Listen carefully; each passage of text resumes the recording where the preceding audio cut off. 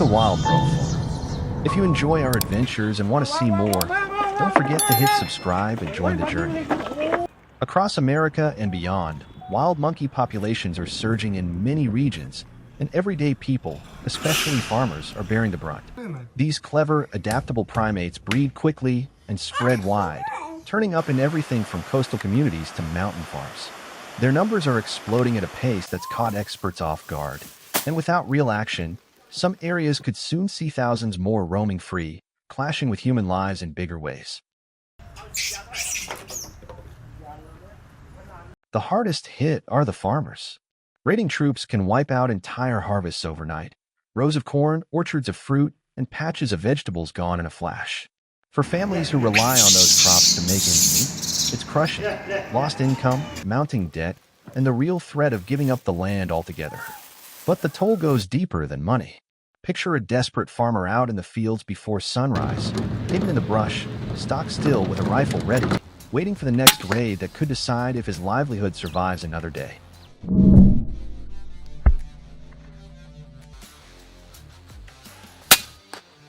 The dart gun operator may spend hours in position, patiently tracking the troops' movements from a concealed spot. They know that rushing the shot could startle the entire group into fleeing, or worse, result in a poorly placed dart that causes unnecessary suffering to the animal. Timing is everything, waiting for the right moment when the target monkey steps into a clear opening.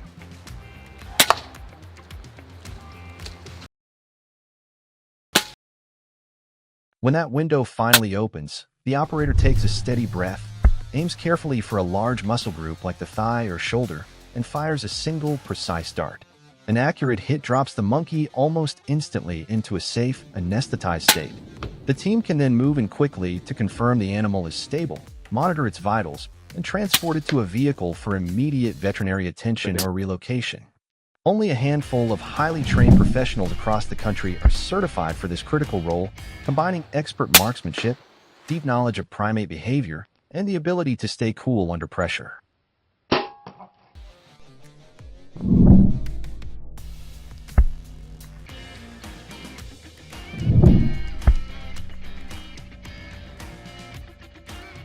In the United States, we call this kind of situation a tough but necessary trade-off. And that's exactly what South Africa's strict rules around vervet monkey management are all about. Detailed national guidelines cover everything from exact pesticide limits to safe distances when dealing with agitated troops. The core aim is straightforward: safeguard farmers' crops and incomes, keep communities safe from potential risks, and still leave room for the monkeys to thrive in other areas. Striking that careful balance is what makes this issue so compelling and worth paying attention to.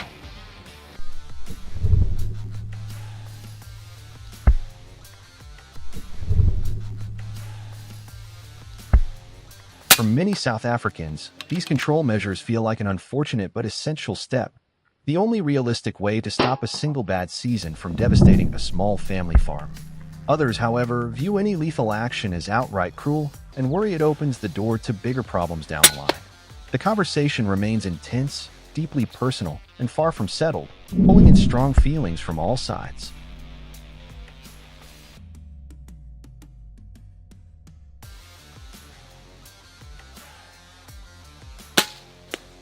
The conflict has intensified with a recent surge in the monkey population, heightening clashes between people and wildlife.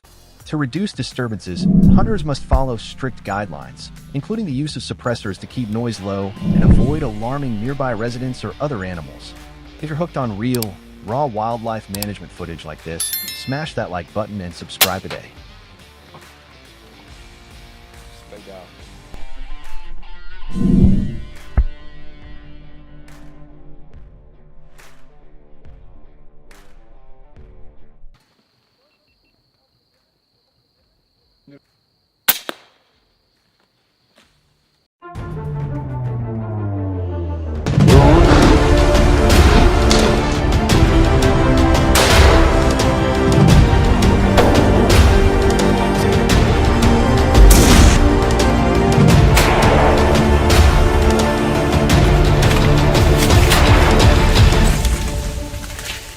Come on out to WildBro Farm, you're not going to believe what went down. A massive black bear comes barreling straight into a residential neighborhood like it's got nothing to lose. What in the world pushed this animal to charge in broad daylight? And what exactly did the hunter use to stop it in its tracks? Stick with the video to the very last second, you'll be stunned. Most folks would tell you black bears are doing just fine these days, but rewind to 1994 and the story was completely different.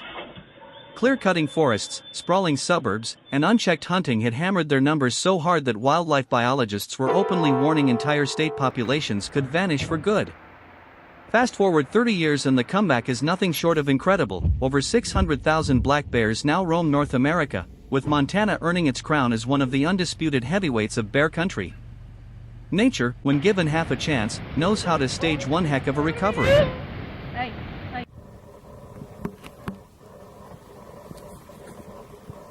For decades, wildlife managers tried old-school fixes, bow hunts to push bears away, bait stations, even trapping and hauling problem bears hundreds of miles into the backcountry. The hope was simple: scare them off or relocate them far enough that they'd leave people alone. In wide-open western landscapes, those tactics sometimes worked. But in the thick, tangled forests of the Appalachians or the Northwoods of Wisconsin, good luck finding a spot remote enough that a motivated bear won't just turn around and stroll right back to the same porch light and dog food bowl that got him in trouble in the first place.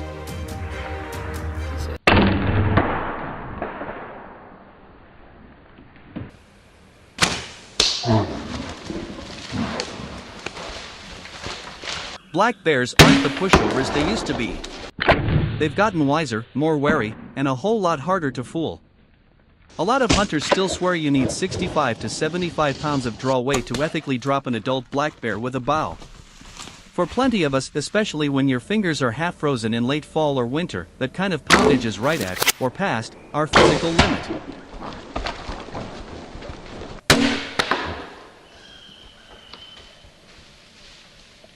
In the thick timber where most bear hunts happen, shots rarely stretch beyond 20 yards.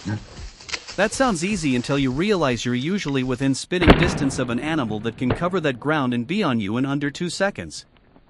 Throw in swirling wind that betrays your scent, fading light that turns everything into shadows, and a bear's uncanny knack for melting into the brush the moment it suspects trouble, and bow hunting bears stops feeling like population control. It starts feeling like a high-stakes game of endurance and nerve, one tiny mistake away from turning deadly. These days, more than ever, the bears are winning rounds they used to lose.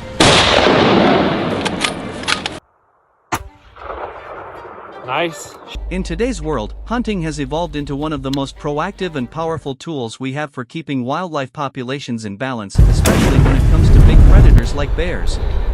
Hunters and wildlife biologists alike agree, a smart, adaptable, and truly sustainable management plan beats endless relocation attempts or waiting for problems to explode. Hunting gets the job done while keeping rural communities safe and ecosystems healthy. There you go. You got him. But pulling the trigger is only the final step in a much bigger process. Long before you ever shoulder a rifle, the Rail Foundation is doing the homework, getting your license squared away, knowing your state's rules inside and out, and proving you can handle a firearm safely and ethically. Got him. Choosing the right rifle and caliber matters, of course, but it's nowhere near enough on its own.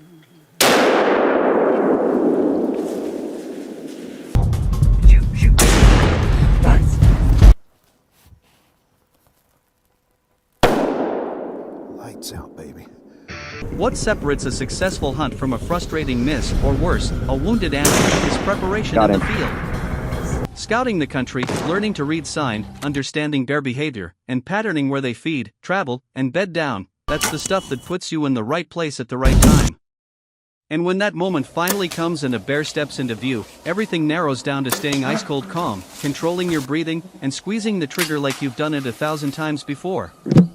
Do all that right, and you'll bring home more than meat, you'll bring home the satisfaction of a hard-earned, responsible harvest.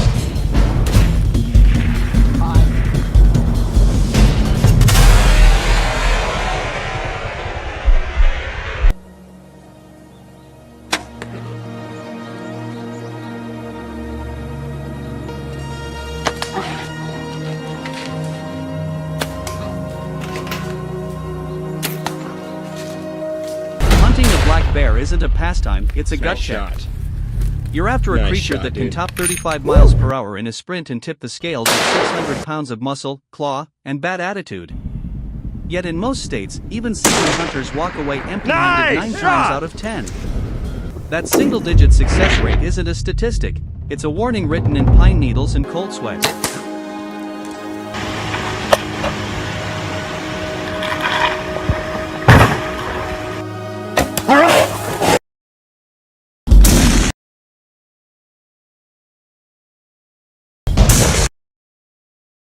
One shot. One perfectly held breath. One heartbeat that echoes louder than thunder in your ears. When that bear finally folds and the woods fall dead silent, something shifts inside you. You didn't just pull the trigger, you joined an exclusive club. 1 out of 10 isn't luck anymore, it's proof you earned your place among the few who actually bring a Bruin home.